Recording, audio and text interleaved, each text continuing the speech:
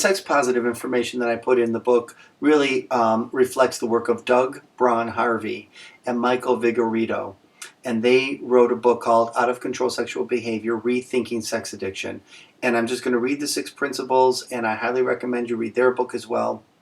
But basically, he doesn't look at the way sex addiction works. The model works is that once an addict, always an addict, which I don't agree with in terms of sex. And it pathologizes sexual behaviors. So it focuses on what people are doing.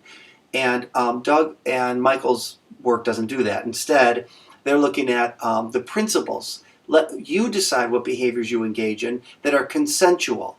So it's all about consent, and it's all about your values and your principles, not the actual behaviors.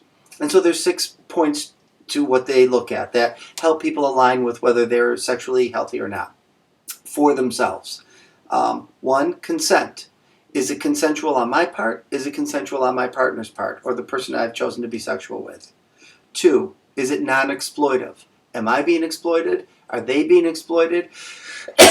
This is an important thing to look at as well. Is it safe? Are people protected? Are condoms being used? Is PrEP being used? Are you having safe sex so you're not putting somebody at risk or you're not putting yourself at risk? Are you honest? Are you honest with yourself? Are you honest with your partner? Are they being honest with you? Shared values. Do my values and your values connect? Do we agree on what we're going to participate in here together? And if not, we need to have a conversation about it. And then mutually pleasurable. So am I getting pleasure and are you getting pleasure?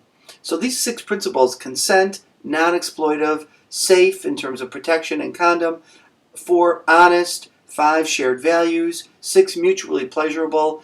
Those things, when they line up and you can say that these things are in line with your values and your partner's values, this makes more sense. This is sex positive.